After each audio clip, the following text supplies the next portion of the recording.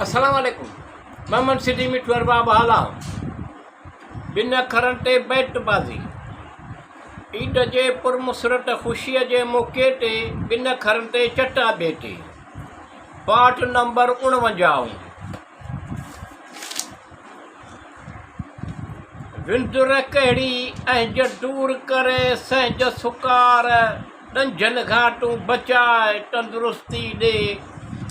चङा चोखा इज़त सां ॾे तूं ई सभु लसी पाणी रब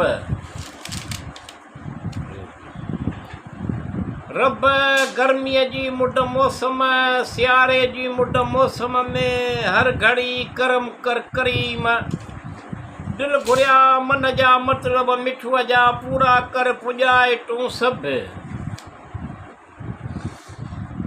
कर सणायूं बद नज़र निगाह घाटूं बचाए जो अहिड़ी तरह कुझु परायूं सजण जे सलूकनि मां अहिड़ी तरह कुझु पिरायूं सजण जे सलूकनि मां माशाअल्लाह केतिरो ख़ूबसूरत लॻे थो दाणू घणो वठसि उन्हीअ करे जो कुझु ॿुधाए गुफ़्तार सां ॿोल बाबाणा छम छम छेर छमके पेर हले हले वहदी पेर जेतिरी भली छेर बि छुले छुले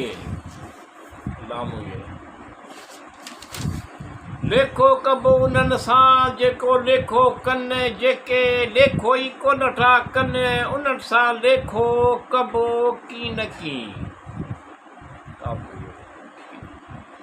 के ॼाणू परूड़ी ने छम छम उन छमकार जी सुध पए भोगनि अरबाब चवे भले भले जो लहज़े में लही वञनि संहिंज सुकार थियनि सदाई मिठू हिन मज़कूर जी कंहिं कंहिंखे कल मिले लीको जहिड़ो लंघण ते आई डीडूं डीदुनि सां मिलनि पयूं अखियूं अखियुनि सां इंशाअल्लाह कम थींदा तवकल ॿेड़ा पार जेके घिड़िया से चढ़िया तरहो मिटाड़बो पाटणीअ खे बि सॾु कबो थींदा सभु संहिंज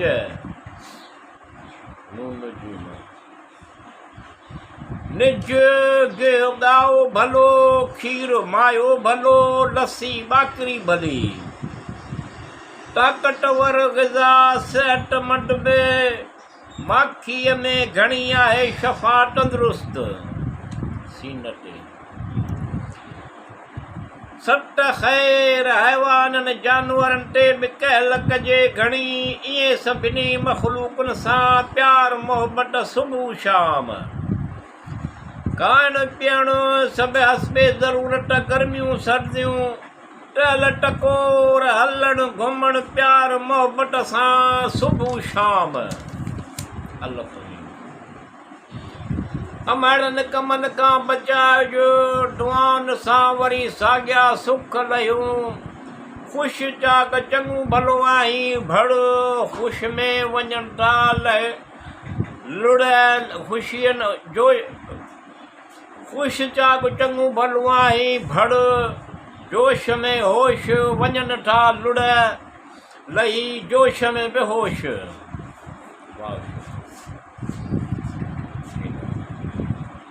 विश अॼु तुंहिंजी सालगिरह ते तोखे ईद जे ख़ुशीअ में तोखे डबल मुबारकूं हुजनि रे तुंहिंजा ई तो बिना आहे सजण गणतनि तुंहिंजे गारी आहियां अकेला ई तो बिना आहे सजण अची सार लह तूं सजण रे आसिरनि तुंहिंजनि ते आऊं आहियां जल्दी अची तूं पहुच घणी उमेद में तूं ज़रूरु ईंदे तुंहिंजे ईंदे दुख लही वेंदा सजण